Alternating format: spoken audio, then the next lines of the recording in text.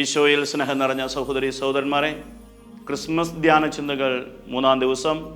ഇന്ന് നാം ധ്യാനിക്കുന്ന വിഷയം യേശുക്രിസ്തു എല്ലാവരുടെയും രക്ഷകനാണ്. ഈശോ ഈ ലോകത്തിലേക്ക് വന്നത് കുറച്ചുപേരെ രക്ഷിക്കാൻ വേണ്ടിയല്ല, മറിച്ച് എല്ലാവരെയും രക്ഷിക്കാൻ വേണ്ടിയാണ്. ഈശോ എല്ലാവരുടെയും രക്ഷകനാണ്.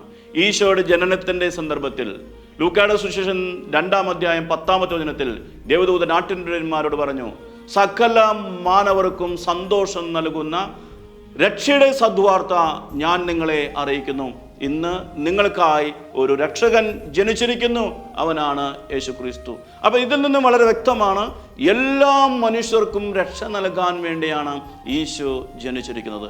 ഏത് മതത്തിൽപ്പെട്ടവർക്കും, ഏത് വിഭാഗത്തിൽപ്പെട്ടവർക്കും, ഏത് ഭാഷ സംസാരിക്കുന്നവർക്കും ഈശോയുടെ അടുത്തേക്ക് പോകാം, ഈശോയുടെ അനുഗ്രഹം പ്രാപിക്കാം. കാരണം ഈശോ എല്ലാവരുടെയും രക്ഷകനാണ്. വിശുദ്ധ പൗലോസ് ശ്ലീഹ തിമോത്തിക്ക് എഴുതിയ 1-ാം ലേഖനം 2-ാം അധ്യായം 4-ാമത്തെ വചനത്തിൽ നാം വായിക്കുന്നു, എല്ലാവരും രക്ഷിക്കപ്പെടണമെന്നും സത്യം അറിയണമെന്നുമാണ് ദൈവത്തിൻ്റെ ആഗ്രഹം.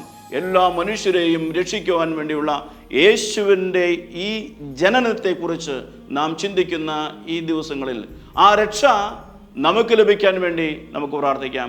അതോടൊപ്പം തന്നെ ഇനിയും ഈ രക്ഷയിലേക്ക് കടന്നു വരാത്തവർക്ക് വേണ്ടി നമുക്ക് പ്രാർത്ഥിക്കാം.